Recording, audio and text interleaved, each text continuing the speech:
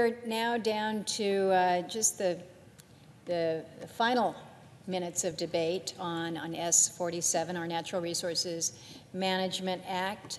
This is something that we've had a good number of members come down to the floor to speak on, members who are very proud of the many, many provisions that we have seen fit to include within this package itself, bills that relate to lands and land conveyances, conservation aspects, sportsmen's provisions, those measures that can help bring about economic development in very small areas. We're very proud of what we have done with this process that has led us to where we are today.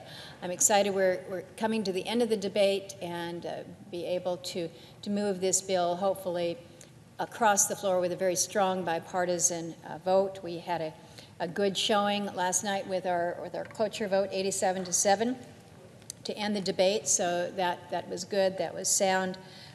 But again, we're looking forward to sending this over to our colleagues on the House side for their review and their support, and hopefully very shortly after that, their ratification.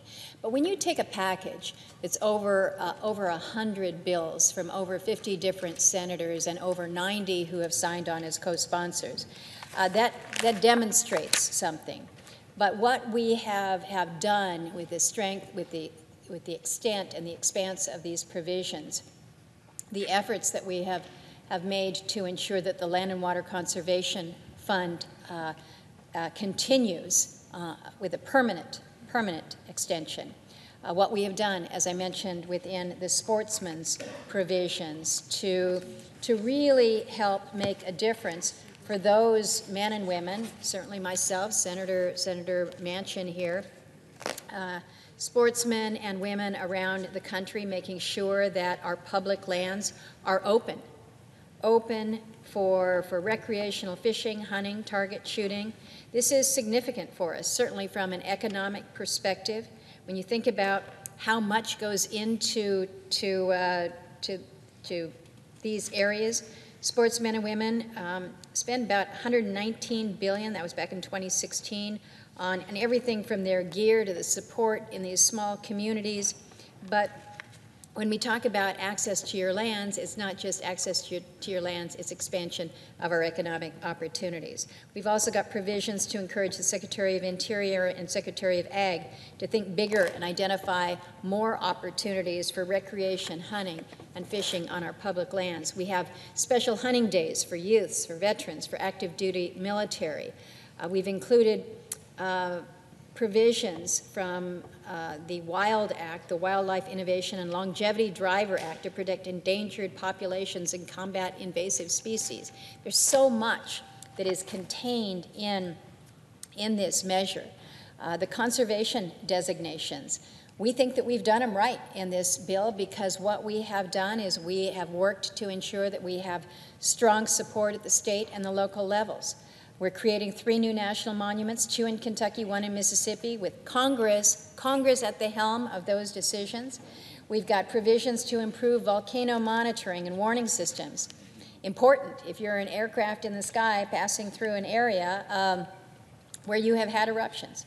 Again, we've got provisions that promote the wildlife conservation, combat invasive species, protect endangered species, water management provisions that save water, protect public safety, enhance fish protections and wildlife habitat. We do all this, and the CBO estimates that we reduce direct spending by $10 million over the next 10 years. So we recognize that that's hardly enough to reduce deficits, but it's a bonus. We're chalking that up as an additional bonus here.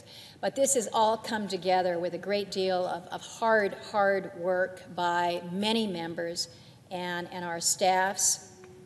I want to particularly recognize the good work of my ranking partners, Senator Cantwell in the previous Congress, and now Senator Manchin, for their help in getting us to this point.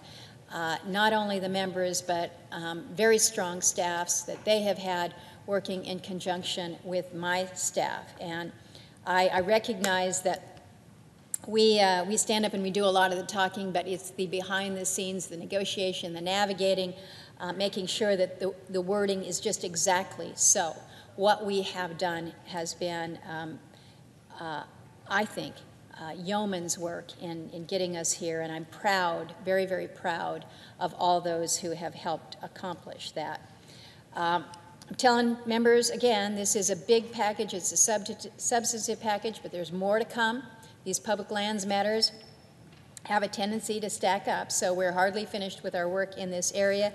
We're clearing the decks here this afternoon of the items that are ready to go to the President right now.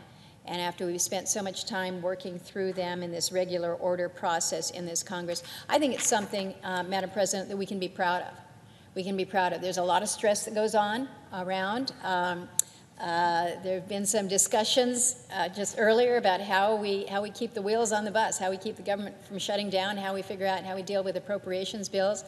And here we've been just plugging quietly along, moving forward on legislation that has been a great cooperative effort, a great bipartisan effort, and hopefully soon a very great bicameral effort, demonstrating that maybe, just maybe, we here in Congress can get some things done. So it's nice to be part of a team that is making things happen.